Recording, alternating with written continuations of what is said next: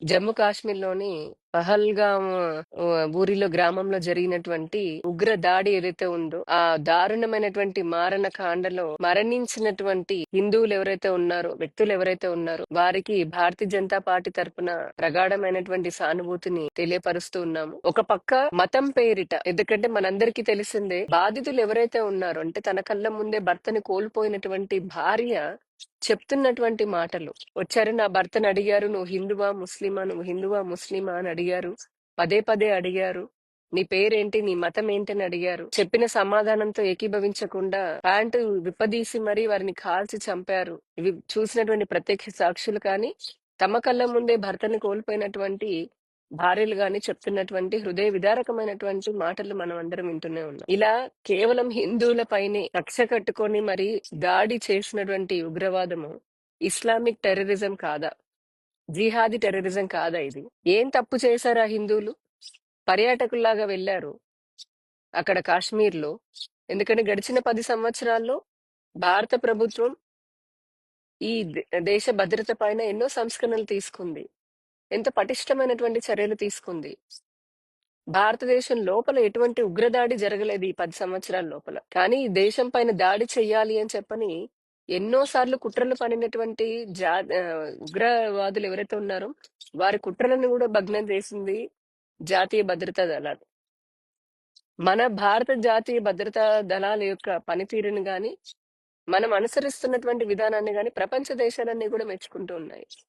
కానీ దురదృష్టవశాత్తు ఎప్పుడూ కూడా ఈ భారతదేశం విచ్ఛిన్నాన్ని కోరుకునేవారు, ఈ భారతదేశ విచ్ఛిన్నం చేసేటటువంటి శక్తులతో స్నేహం చేసేటటువంటి కాంగ్రెస్ పార్టీ ఈ ఉగ్రదాడిని కూడా తమ రాజకీయాలకి, తమ స్వార్థ రాజకీయాలకు ఉపయోగించుకుంటూ చౌకబారు రాజకీయాలు చేయడం అనేది చాలా దారుణం.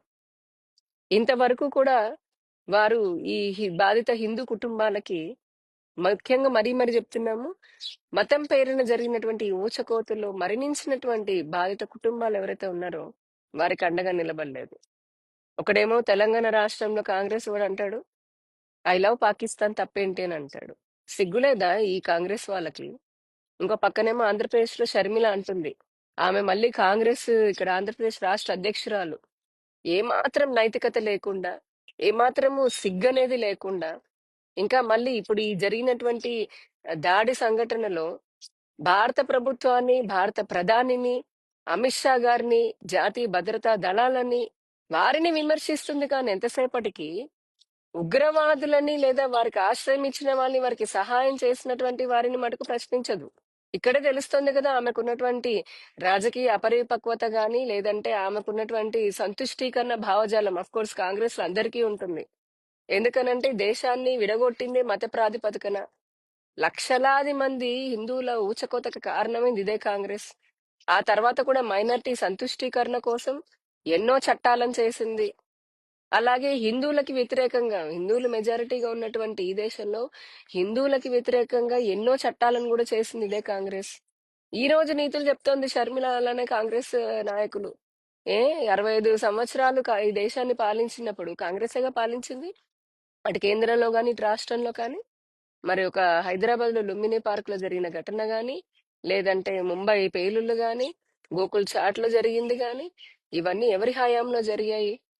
ఇవన్నీ కాంగ్రెస్ హయాంలోనే కదా. కేవలం ఈ మూడే కాదు, కాంగ్రెస్ పాలించినటువంటి 65 సంవత్సరాల్లో కొన్ని వందలాది ఉగ్రదాడులు జరిగాయి. ఎప్పుడు ఏ రైల్వే స్టేషన్ లో, బస్ స్టాండ్ లో ఎక్కడ బాంబు పేలుతుందో తెలియక బిక్కుబిక్కుమంటూ ఈ దేశ ప్రజలు బతికారు.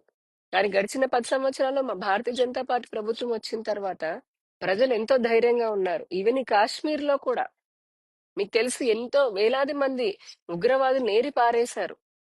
ఎంత పటిష్టమైనటువంటి భద్రతా దళాలు ఉన్నాయి. కానీ ఇటువంటి దాడి జరగడం అనేది నిజంగా బాధాకరము. అందుకే నరేంద్ర మోదీ గారు చెప్పారు, ఈ ఉగ్ర దాడి చేసినటువంటి వారు ఎవరైనా సరే భూమి మీద ఎక్కడున్నా వెతికి వారిని పట్టుకొని వస్తాము, ఇంతకు మించినటువంటి శిక్షణ వారిని చేస్తాము, అలాగే వారికి సపోర్ట్ చేస్తున్నటువంటి, సహకరిస్తున్న వారిని కూడా వదిలిపెట్టే ప్రసక్తి లేదు అని. కాంగ్రెస్ ఇప్పటికైనా తెలుసుకోవాలి, మీ ద్వంద్వ వైఖరి మార్చుకోవాలి.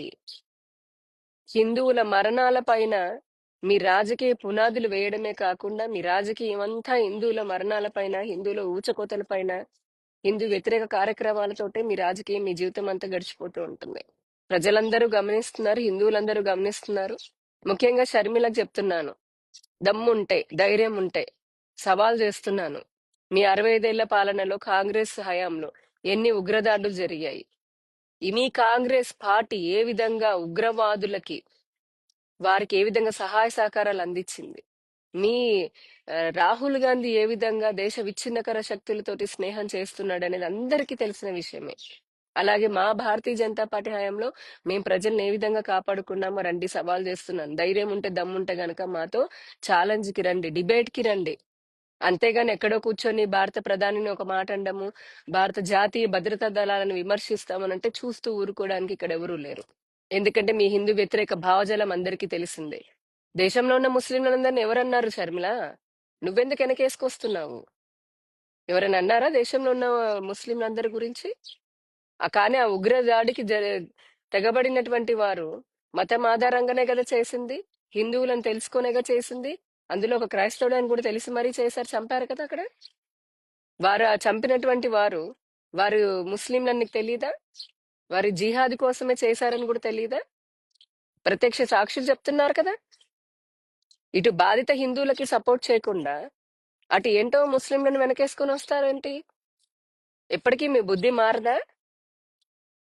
గమనిస్తూనే ఉన్నాము. సెక్యులర్ వాదులారా, హిందూ లైఫ్స్ మ్యాటర్స్.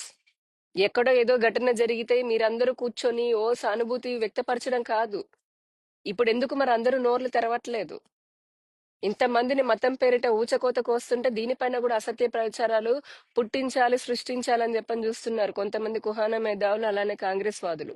ఎల్లకాలం మీ ఆటలు సాగవు. చేతనైతే గనక ఆ బాధిత కుటుంబాలకు అండగా నిలవండి. పిచ్చి పిచ్చి ప్రేలాపనలు చేసి పిచ్చి పిచ్చి మాటలు మాట్లాడితే మటుకు ప్రజలు బాగా దండిగా మీకు బుద్ధి చెప్తారని తెలుసుకోవాలని చెప్పని కూడా హెచ్చరిస్తున్నాను. శ్రీమాత్రే నమః.